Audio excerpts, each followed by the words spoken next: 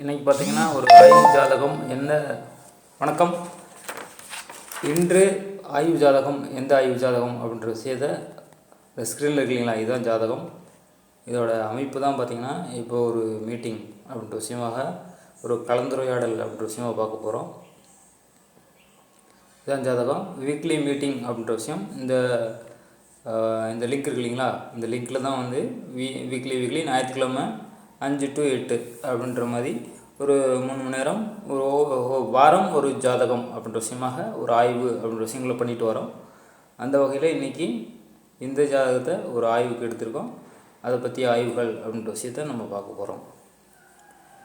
இப்போ மீட்டிங்கில் ஜாயின் பண்ண போகிறேன். எப்படி ஜாயின் பண்ணுறதுன்னு பார்க்கலாம். அந்த லிங்க் வந்து டிஸ்கிரிப்ஷனில் இங்கே கொடுத்துருப்பாங்க.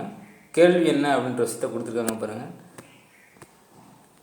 கேள்வி என்ன அப்படின்ற விஷயத்தை கொடுத்துருக்காங்க. குடும்பத்தில் அமைதியான சூழ்நிலை எப்போது வரும், எதிர்கால வாழ்க்கை எப்படி இருக்கும், பொதுவான பலன்கள் எப்படி இருக்கும் அப்படின்ற விஷயத்தை கேட்டிருக்காங்க. இப்போ லாஸ்ட் வீக் பார்த்திங்கன்னா ஒருத்தவரோட ஜாதகத்துக்கு பார்த்துருக்கோம். அவரோட மனைவி ஜாதகம் தான் அப்படின்றத குறிப்பிட்டிருக்காங்க. இப்போ பார்த்திங்கன்னா நம்ம உள்ளே போயிடலாம் மீட்டிங்கில்.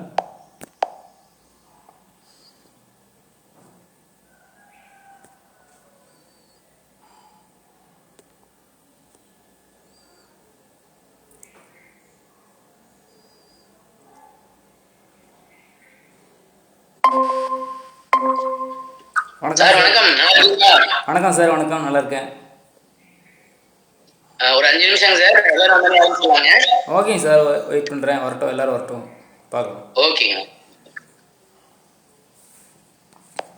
இப்போ பார்த்தீங்கன்னா மீட்டிங் உள்ளே வந்தாச்சு. இப்போ இதில் வந்து இதில் ஒரு ஜோதிடர்கள் அப்படின்றவங்க ஒரு 5-6 ஜோதிடர்கள் முக்கியமானவங்க சேருவாங்க. இல்லை இதில் வந்து பார்த்திங்கன்னா இந்த ஆய்வு எப்படி பண்ணுறாங்க அப்படின்ற விஷயத்த பார்க்குறவங்களும் பார்த்திங்கன்னா இந்த இதில் ஜாயின் பண்ணி கேட்பாங்க. அந்த மாதிரியான விஷயங்களை தான் பார்க்குறோம். இப்போ வந்து இந்த ஜாதகத்துக்கான ஆய்வு எப்படி அப்படின்ற விஷயங்களை இந்த ஜாதகம் யார் கொடுத்துருக்காங்களோ அவங்களே வந்து இதில் கான்டாக்ட் பண்ணுவாங்க. அவங்களே இருந்து ஒரு என்னென்ன பலன்கள், என்னென்ன ஜோதிடர்கள் என்னென்ன பலன்கள் சொல்கிறாங்க அப்படின்ற விஷயத்தை முழுவதுமாக கேட்டு முடிச்சுட்டு கடைசியாக அவங்களோட கொஸ்டின் என்ன இருக்குது அப்படின்ற விஷயங்களே அவங்க சொல்லுவாங்க. அதுக்கான விளக்கங்கள் எப்படின்றத நம்ம கடைசியாக டிஸ்கஸ் பண்ணுவோம். இப்போ இந்த ஜாதகத்தை பற்றிய அமைப்பு அப்படின்ற விஷயத்தை தான் நம்ம பார்க்க போகிறோம். இப்போ பாருங்கள், இதுதான் ஜாதக அமைப்பு.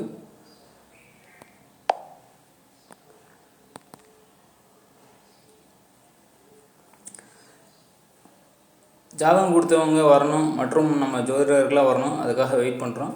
அவங்க வந்தோடனே ஸ்டார்ட் பண்ணிடலாம்.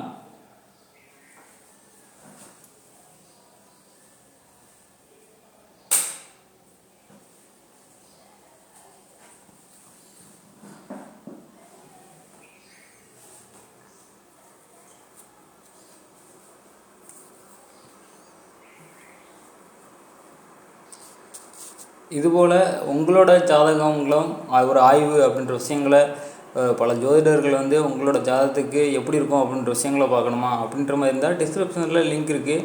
அது வந்து எவ்ரி ஞாயிற்றுக்கிழமை ஒரு 5 to 8 அப்படின்ற மணி அளவில் ஒரு மீட்டிங் அப்படின்னு சொல்லி நாங்கள் வந்து பார்த்துட்ருக்கோம். அந்த லிங்க்கில் நீங்கள் வந்து கண்டிப்பாக நீங்கள் கலந்துக்கலாம். உங்களோட டீட்டெயிலையும் சொன்னீங்கன்னா அடுத்து எப்பொழுது உங்களோட ஜாதகத்தை பார்ப்போம் அப்படின்ற விஷயங்களை நான் உங்களுக்கு சொல்லிடுவாங்க.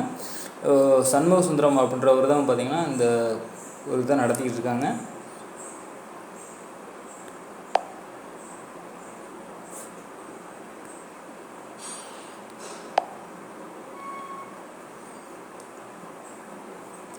இன்னும் கொஞ்சம் நேரத்தில் எல்லாருமே வந்துடுவாங்க. வந்தோடனே மீட்டிங் ஸ்டார்ட் பண்ணிடலாம். எப்படி மீட்டிங் போகுது அப்படின்ற விஷயங்களை பார்க்கலாம்.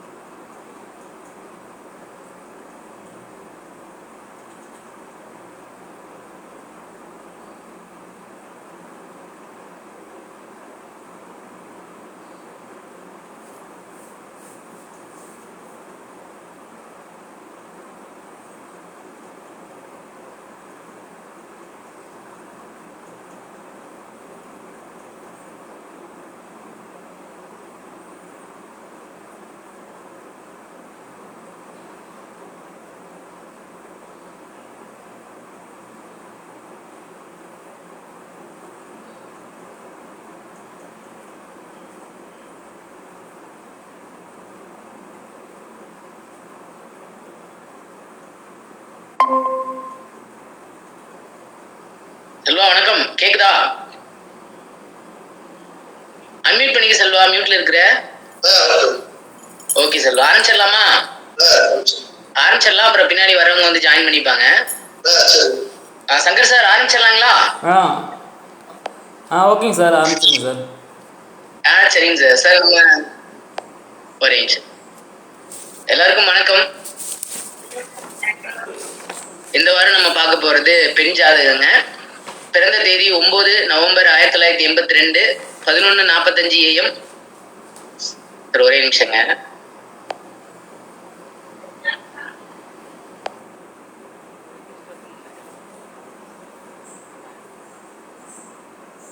எல்லாருக்கும் வணக்கம். இந்த வாரம் நம்ம பார்க்க போறது பெண் ஜாதகங்க.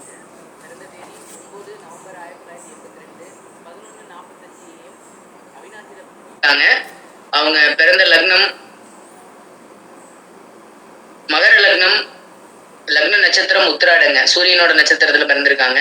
ராசி சிம்மம், பிறந்த நட்சத்திரம் மகம் 2, பிறக்கும் போது கேது தசை 4 வருஷம் 26 நாள்.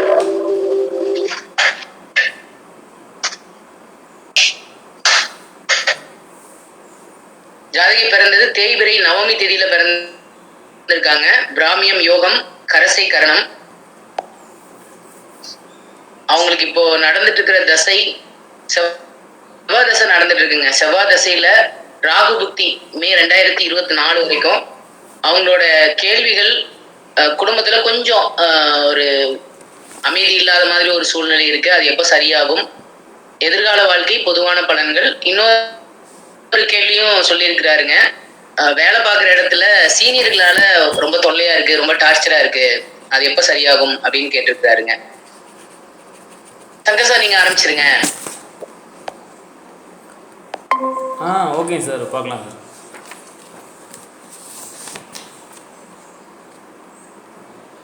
கண்ணன் சார் வணக்கம்.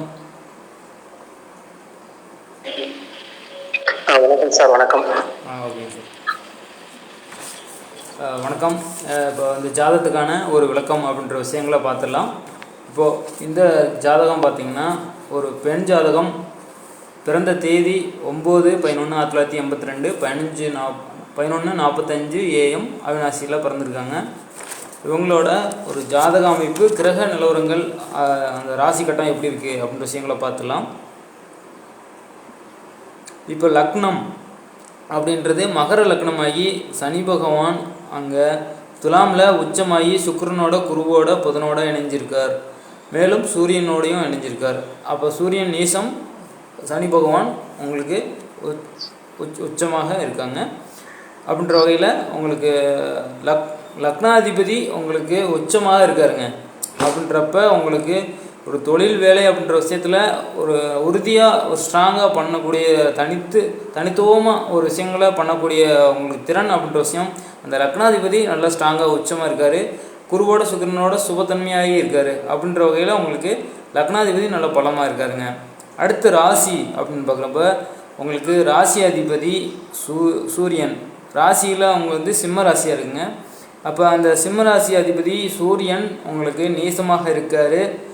அப்போ நீசமாக இருந்தால் நமக்கு நல்லதில் செய்ய மாட்டாரா அப்படின்னு கேட்டிங்கன்னா உங்களுக்கு சுக்கிரன் உச்சமாக இருக்கார். மேலும் சுக்கிரனும் சூரியனும் பார்த்திங்கன்னா ஒரு 4 டிகிரிக்கு உட்பட்டு இணைஞ்சிட்டாங்க. அப்போனா சூரியன் உங்களுக்கு ஒரு நீசபங்க ராஜயோகம் அப்படின்ற அளவில் கண்டிப்பாக இருக்குங்க. ஆக லக்னத்துக்கு 10ல் இருக்குது. அப்படின்றப்ப அப்போ தொழில் அமைப்பு அப்படின்ற விஷயத்தில் உங்களுக்கு ஒரு நல்ல தொழில் வேலை அப்படின்ற அமைப்பை ஏற்படுத்தி கொடுக்கறதுக்கான ஒரு நீசபங்க ராஜயோகம் அப்படின்ற விஷயம் இருக்குங்க, கண்டிப்பாக இருக்குது. அப்போ அந்த சூரிய புத்தி, சூரிய தசை அப்படின்ற விஷயங்கள் வரும்போது கண்டிப்பாக உங்களுக்கு சூரியன் ராசி அதிபதி நீசமாக இருந்தாலும் பங்கப்பட்டு ஒரு ராஜயோகத்தில் குருவோடு இணைந்து சுக்கிரனோடு இணைந்து நல்ல சுபத்தன்மையில் சூப்பராக இருக்காருங்க. ஆக என்ன ஒன்று தந்தை அப்படின்ற விஷயங்கள்லாம் உங்களுக்கு ஒரு உங்களுக்கான ஒரு பலன்கள் அப்படின்ற இல்லாத வகையில் இருக்கும். ஆனாலும் பார்த்திங்கன்னா அவரால் ஒரு நன்மைகள், ஒரு யோகங்கள் அப்படின்றது கண்டிப்பாக இருக்கும். ஏன்னா அவர் நீசபங்க ராஜயோகம் அப்படின்ற விஷயங்களும் வந்துட்டாங்க. அப்போ பிற்பகுதியில் உங்களுக்கு தந்தையால் அனுகூலம், ஒரு தந்தை சொத்து அப்படின்ற விஷயங்கள் கிடைக்கக்கூடிய அமைப்பு அப்படின்ற விஷயங்களில் உங்களுக்கு ஒரு ஃபஸ்ட்டு முற்பகுதியில் உங்களுக்கு பிரச்சனைகள் இருந்தாலும் பிற்பகுதியில் உங்களுக்கு ஈஸியாக கண்டிப்பாக ஒரு தந்தை வழி அனுகூலம் அப்படின்ற விஷயம் கண்டிப்பாக இருக்குங்க.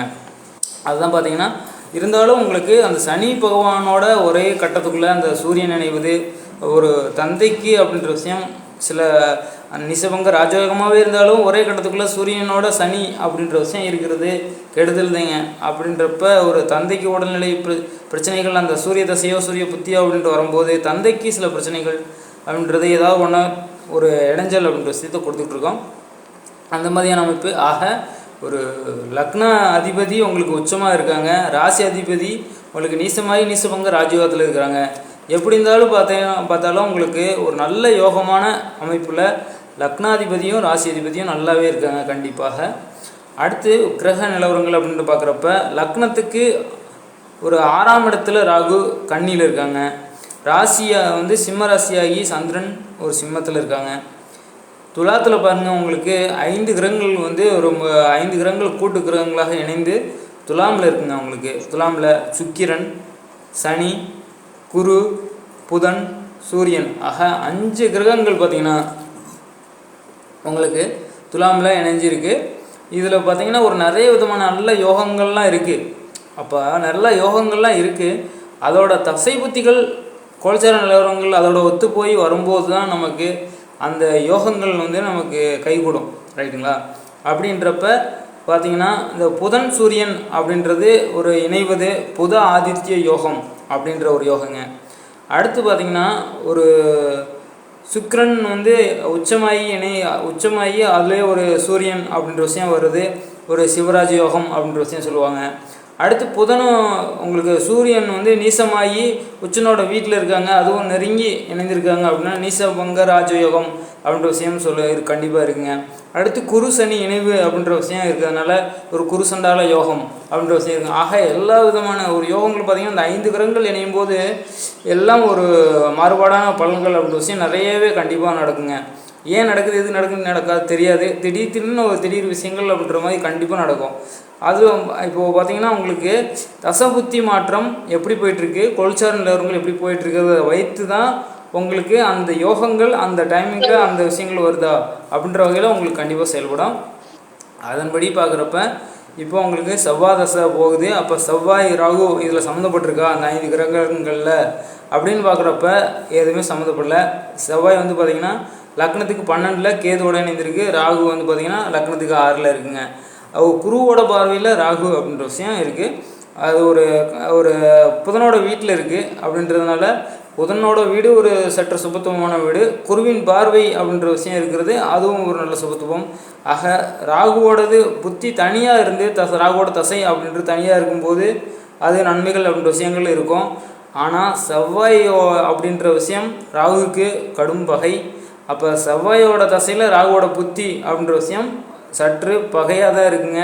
மனக்கலக்கங்கள், ஒரு கலகங்கள், ஒரு பிரச்சனைகள் அப்படின்றது மைண்டு வந்து அந்த ஒரு டிஸ்டர்பன்ஸ் அப்படின்ற விஷயம் இருக்கும். அந்த ராகு கேது சனி அப்படின்ற விஷயங்கள் அந்த செவ்வாயோட சம்மந்தப்பட்ட தசை புத்திகளில் வரும்போது கண்டிப்பாக வந்து அந்த மாதிரியான பிரச்சனைகள்லாம் வந்து இருக்கும் பொதுவாகவே.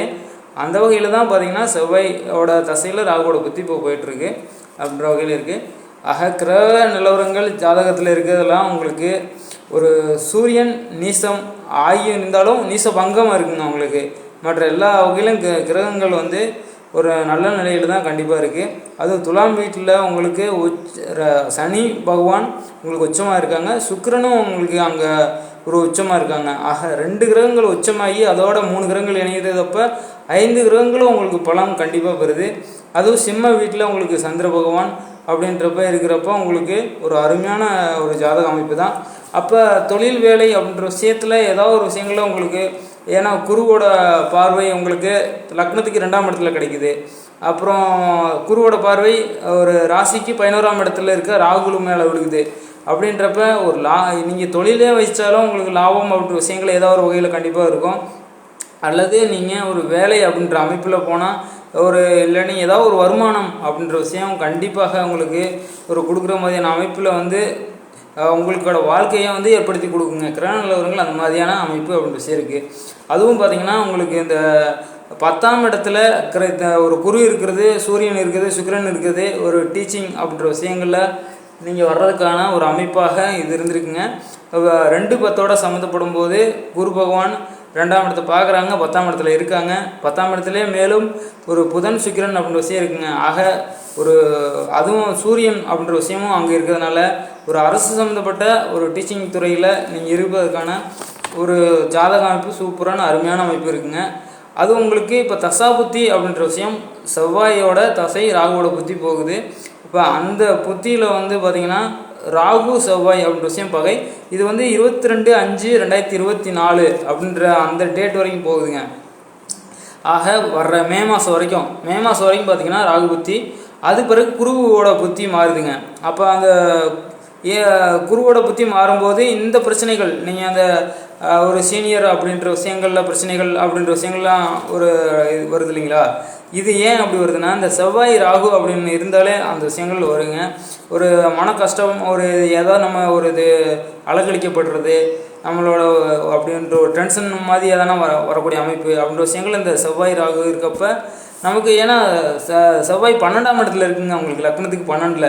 அப்போ வந்து அந்த இதை நினச்சி பார்த்திங்கன்னா தூக்கத்தில் கூட அவங்களுக்கு அந்த டென்ஷன் ஒரு விஷயங்கள் பிரச்சனை அப்படின்றத சிந்திச்சுட்டே தான் இருந்திருப்பீங்க அப்படின்ற மாதிரி அமைப்பு தான் பார்த்திங்கன்னா. ஏன்னா செவ்வாய் வந்து உங்களுக்கு ஒரு லக்னத்துக்கு 12ஆம் இடத்துல இருக்குது. அந்த 12ஆம் இடத்துல அமர்ந்து உங்களுக்கு செவ்வாய் தசையில் ராகு புத்தி அப்படின்றதுனால இந்த பிரச்சனைகள் அப்படின்றதுக்கு லக்னத்துக்கு 6ஆம் இடத்துல ராகு உட்காந்துருக்காருங்க. அப்போ 6 நாளே பார்த்திங்கன்னா ஏதாவது வம்பு வழக்கு பகை அப்படின்ற விஷயங்களாக வந்துடும். அப்போ லக்னத்துக்கும் ராசியும் சஷ்டாங்கமாக இருக்குங்க. அப்படின்றதுனாலே பார்த்திங்கன்னா அப்போ சஷ்டாங்கம்னாலே வந்து பார்த்திங்கன்னா ஒரு போராட்டமான வாழ்க்கை அப்படின்றது சின்ன சின்ன விஷயங்கள்ல இருக்கும். இது வந்து ஜாதக அமைப்பு அப்படின்றதுங்களா ஒரு 5 கிரகங்கள் உச்சமாக இருக்கும்போது, அப்போ 5 கிரகங்கள் உச்ச வீட்டில் இருக்கும்போது உங்களுக்கு கொடுக்க வேண்டிய பாக்கியத்தை கண்டிப்பாக கொடுப்பாங்க. தற்சமயம் நடக்கிற இந்த செவ்வாய் தசையில் ராகு புத்தி அப்படி மட்டும்தான் உங்களுக்கு ஒரு பிரச்சனை அப்படின்ற விஷயம் இருக்குது. 5ஆம் மாதத்துக்கு பிறகு உங்களுக்கு இந்த குடும்பத்தில் ஏற்பட்ட அமைதியான பிரச்சனை அமைதி வருமா அப்படின்னு கேட்டிருக்கீங்க இல்லையா? 5ஆம் மாதம் 5ஆம் மாதத்துக்கு பிறகு கண்டிப்பாக நல்லாயிருக்கும். அது பிறகு பார்த்திங்கன்னா உங்களுக்கு குருவோட புத்தி போகுது. குரு பார்த்திங்கன்னா உங்களுக்கு லக்னத்துக்கு 10. அப்போ தொழில் அமைப்பில் உங்களுக்கு அந்த பிரச்சனைகளில் எல்லாம் விலகுங்க. அப்போ குருவோட உங்களுக்கு புத்தி போகும்போது கண்டிப்பாக 2025 வரைக்கும் குரு புத்தி தான் போகுது. அது பிறகு பார்த்திங்கன்னா உங்களுக்கு செவ்வாய் சனி அப்படின்ற விஷயமாக வருதுங்க. அப்போ சனி பகவான் பார்த்திங்கன்னா உங்களுக்கு ஒரு உச்சமாக இருக்காங்க.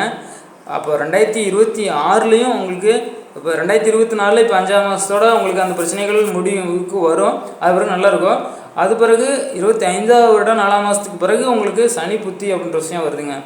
ஆக சனி புத்தி அது வந்து பார்த்திங்கன்னா 26ஆவது வருஷம் வரைக்கும் இருக்குது, 6ஆம் மாதத்து வரைக்கும். அப்போ கொஞ்சம் பிரச்சனைகள் அப்படின்ற விஷயம் இருக்கும்.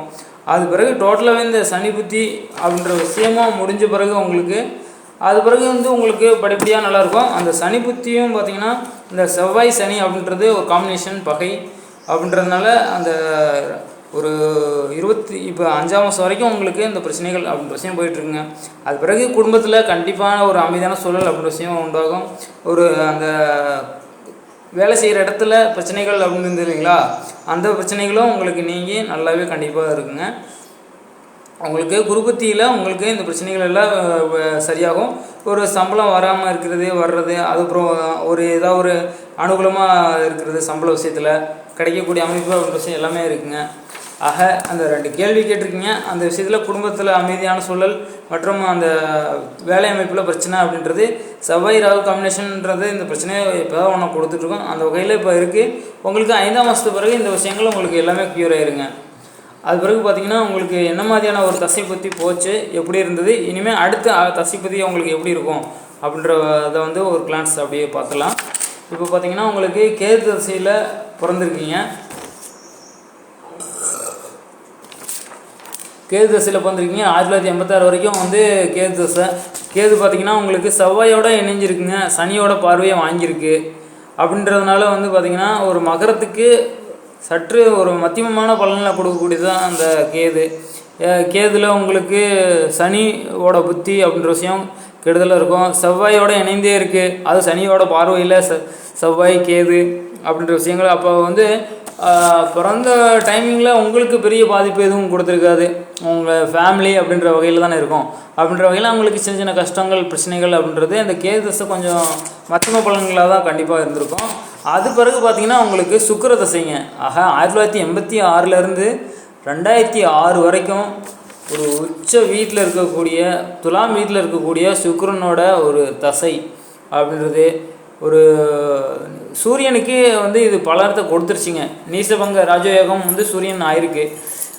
அப்படி இருந்தாலும் என்னதான் இருந்தாலும் உங்களுக்கு லக்னத்துக்கு 10ஆம் இடத்துல கேந்திரத்தில் உங்களுக்கு சூரியனை பலம் பெற வைத்து உங்களுக்கு சுக்கிர தசை அப்படின்னு இருக்கிறதுனால ஏன்னா பல நிஷ்பலம் அடைஞ்சிருந்தாலும் உங்களுக்கு ஒரு சுக்கிரன் 10ல் இருக்குது.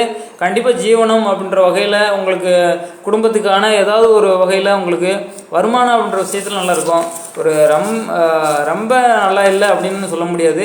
கண்டிப்பாக மகர லக்னத்துக்கு ஒரு நட்பு வகையில் வரக்கூடிய ஒரு சுக்கிரனோட தசை சூரியனுக்கு பலத்தை கொடுத்துருக்கு.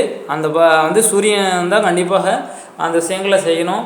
ஆனால் இருந்தாலும் நட்பு கிரக வகையில் வரும்போது சுக்கிரனோட தசை ரொம்ப கெடுதல் அப்படின்னு வச்சுருக்காங்க. நல்லாவே கண்டிப்பாக ஒரு ஆரோக்கியமான விஷயமா இருந்திருக்கும்.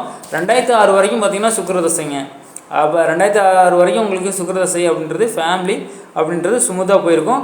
அது பிறகு உங்களுக்கு சூரிய தசை. அப்போ அந்த சூரிய தசையில் கண்டிப்பாக அந்த சுக்கிரனை வந்து ஒரு நிஷ்பலம் அடைய செய்து சூரியன் வந்து பார்த்திங்கன்னா நீசபங்க ராஜயோகம் அப்படின்ற விஷயங்களை வந்திருக்காரு. அப்படின்றப்ப அந்த 2012ங்க. அப்போ உங்களுக்கு 1982 ஒரு 18 சூரியன் ஒரு 2006 ஆக வந்து சூரிய தசையில் உங்களுக்கு கிடைக்க வேண்டிய எல்லாமே கண்டிப்பாக அந்த ஒரு தொழில் வேலை அமைப்பாக இருந்தாலும் சரி, நீங்கள் இப்போதைக்கு ஒரு கவர்மெண்ட் ஜாப்பில் ஜாயின் பண்ணியிருந்தாலும் வேலைக்கு அடித்தளம் போட்டது பார்த்திங்கன்னா அதுக்கான ஆரம்பம் அப்படின்ற விஷயங்கள் பார்த்திங்கன்னா எல்லாமே பார்த்திங்கன்னா அந்த சூரிய தசையில் கண்டிப்பாக நடந்திருக்கும். சூரிய தசையில் ஒரு ராகு புத்தி, சூரிய தசையில் சனி புத்தி அப்படின்ற அந்த 2 விஷயம் மட்டும் 2008, 2009, 2010 அந்த 3 வருஷம் மட்டும் பார்த்திங்கன்னா உங்களுக்கு அந்த சூரிய தசையில் பிரச்சனைகள் அப்படின்ற விஷயம் கண்டிப்பாக. ஏன்னா ஒரு பகை அப்படின்ற வகையில் வரக்கூடிய கிரகங்களோட தசை புத்தி அப்படின்னு வர்றப்ப அந்த டைம் வந்து கொஞ்சம் வந்து டல்லாக தான் இருந்திருக்கும். அது போக சூரிய தசை அப்படின்றது உங்களுக்கு கண்டிப்பாக அட்டமாதிபதியாக அவர் சூரியன் வராரு. இருந்தாலும் அட்டமாதிபதி ஒரு நீசபங்க ராஜயோகம் அடைந்த வகையில் உங்களுக்கு லக்னத்துக்கு அட்டமாதிபதி அப்படி இருந்தாலும் உங்களுக்கு நீசபங்க ராஜயோகம் ஆயிருக்காருங்க. இருந்தாலும் ஒரு அந்த 8, 9, 10 2008, 2009, 2010 அந்த டைம் மட்டும் பார்த்திங்கன்னா கொஞ்சம் தடுமாற்றம் அப்படின்ற விஷயங்கள் இருந்திருக்கும். அப்படி இல்லாத வகையில் மற்றபடி உங்களுக்கு சூரியனோட உங்களுக்கு நல்லாவே கண்டிப்பாக இருந்திருக்கும். ஏன்னா ராசி அதிபதியாகவும் அவரே வராரு, ரைட்டுங்களா? அப்படி லக்னத்துக்கு அட்டமாதிபதியாக இருந்தாலும் ராசி அதிபதியாக சூரியன் வர்றதுனால உங்களுக்கு அந்த விஷயங்களில் அந்த 3 வருடங்கள் தவிர மற்றவர்கள் சூப்பராக அந்த சூரியனோட தசை இருந்திருக்கும். அது பிறகும் பார்த்திங்கன்னா சந்திரனோட தசை லக்னத்துக்கு 7ஆம் அதிபதி. அப்போ 7ஆம் அதிபதி உங்களுக்கு பார்த்திங்கன்னா சிம்மத்துக்கும் அவர் நட்பு, லக்னத்துக்கு 7ஆம் அதிபதியாக வர்றாரு. அப்போ சந்திர தசை அப்படின்ற விஷயம் ஒரு ராகுவோட புத்தி, சனியோட புத்தி, கேதுவோட புத்தி, அந்த 3 டைம் மட்டும் பார்த்திங்கன்னா 2014 to 15, 2017 to 18, 2020 இந்த டைம் பீரியட் மட்டும் பார்த்திங்கன்னா சந்திர தசையில் ராகு புத்தி, சந்திர தசையில் சனி புத்தி, சந்திர தசையில் கேது புத்தி, அந்த டைம் மட்டும் பார்த்திங்கன்னா உங்களுக்கு மனசு டிஸ்டர்பன்ஸ் பண்ணுற மாதிரி உங்களுக்கு ஒரு பிரச்சனைகள் அப்படின்ற விஷயத்தில் சந்திர தசையில் அதை கொடுத்துருக்குங்க. ஏன்னா சந்திரன் உங்களுக்கு ஒரு சிம்மத்தில் இருக்கார், வேறு எந்த பாவ தொடர்பும் வாங்கலை, உங்களுக்கு எந்த பாவ தொடர்புமே இல்லை, சிம்மத்தில் தனித்து அருமையாக இருக்காருங்க. ஒரு தேய்பிர சந்திரனாக தான் இருக்கார். இருந்தாலும் பார்த்திங்கன்னா உங்களுக்கு அந்த சந்திரன் ராகு, சந்திரன் சனி, சந்திரன் கேது அப்படின்ற விஷயம் அந்த டைம் பீரியட் மட்டும் உங்களுக்கு கொஞ்சம் பிரச்சனைகள் அப்படின்ற விஷயத்தை கொடுத்துருக்கோம். அடுத்து இப்போ நடக்கிறது பார்த்திங்கன்னா உங்களுக்கு செவ்வாயோட தசை. அப்போ செவ்வாய் தசை ஆரம்பித்ததுலேருந்தே பார்த்திங்கன்னா 2023ங்க அந்த டைம் பீரியடில் உங்களுக்கு இந்த செவ்வாயோட தசை ஆரம்பிச்சிருக்கு.